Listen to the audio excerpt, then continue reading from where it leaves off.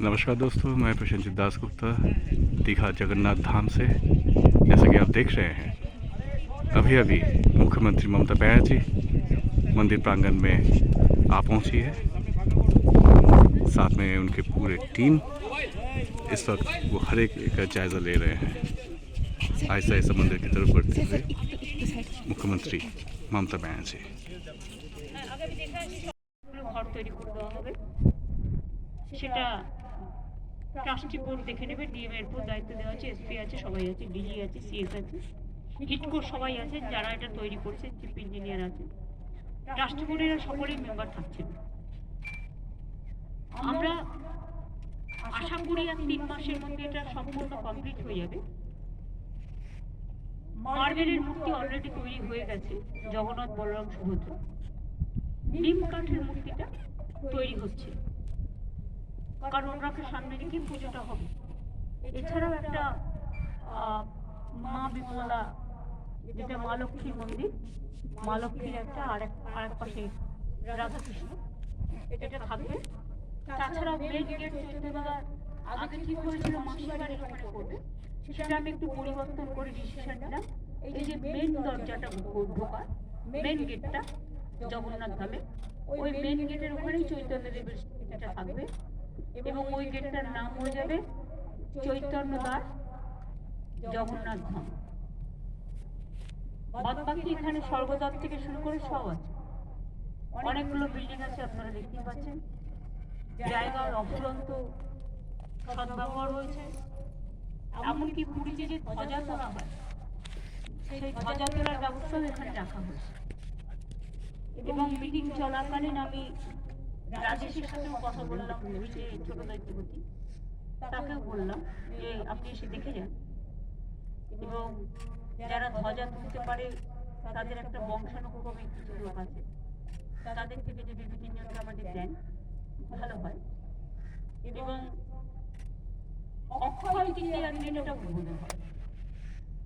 অপেক্ষা করেছেন সেই জন্য। এইটা আমরা বছর কয়েক আগেই সিদ্ধান্ত নিই, দীঘায় ঘুরতে ঘুরতে, যে আমরা সমুদ্র সৈকত সরণিতে একটা জগন্নাথ মন্দির করব। তখন আমরা পুরীর জগন্নাথ মন্দিরের যে হাইট, সেই হাইট অনুযায়ী আমরা এটা করবো বলে ঠিক করি। আমি নিজে জায়গাগুলো ভিজিট করি, আমার সাথে গভর্নমেন্টের সব অফিসাররাও ছিল। সেদিনের চিন্তা ভাবনার জোরে আজকে 3-4 বছর টাইম লেগেছে এই এত সুন্দর একটা জগন্নাথ মন্দির, জগন্নাথ ধাম তৈরি করতে। এবং পুরীর সাথে নিশ্চয়ই আমরা তুলনা করবো না, কারণ ওদেরটা ওদের মতো, আমাদেরটা আমাদের মতো। ওদেরটা রাজারা করেছেন দীর্ঘদিন আগে, আমাদেরটা আমরা সরকারের পক্ষ থেকে করছি। টোটাল টাকাটাই সরকার।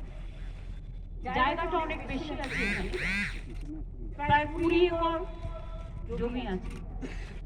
ভোগঘর আলাদা আছে, স্টোর রুম আলাদা আছে, গেস্ট রুম আলাদা আছে, বিশ্রাম নেওয়ার জায়গা আলাদা আছে। পুজো দেওয়ার জন্য পুজোর রান্নাঘর তৈরি হবে, এবং সেলফের গ্রুপের কিছু মেয়েকে লোকাল জিনিস বিক্রি করে দেওয়ার ব্যবস্থাও হবে, পাশে হবে, সেটা তৈরি হবে আস্তে আস্তে। আমরা এখনো পর্যন্ত প্রায় 250 কোটি টাকা খরচা করেছি।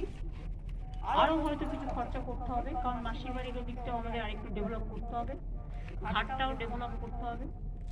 রথযাত্রা এবার থেকে শুরু হবে এখানে, এবং আমরা একটা ট্রাস্টি তৈরি করেছি চিফ সেক্রেটারির নেতৃত্বে। তাতে জেলা শাসক, এসপি, সনাতন ধর্মের যে সভাধিপতি, ইসকনের যে পশ্চিমবাংলার চার্জে রাধারমন বাবু আছেন, তাছাড়াও পুরীর দৈত্য, হ্যাঁ, তারপরে মাসির যে মন্দিরে যে পুজো করতেন জগন্নাথ দেবের এখানকার লোকাল, ওনাকেও রাখা হয়েছে। এবং ঠিক হয়েছে যে ওনারা 4 জন দেবেন লোকাল। সনাতন ধর্মের লোকেরাও কিছু ডানার দোকান করবে, প্লাস আরো হবে। পুরীতে যেমন খাজা পাওয়া যায়, এখানে বাংলার যে বিশিষ্টতা গজা, ক্ষীরের গজা, গুজিয়া, কালীঘাটের প্যাড়ার মতো প্যাড়া, এই সবগুলো বিক্রি হবে।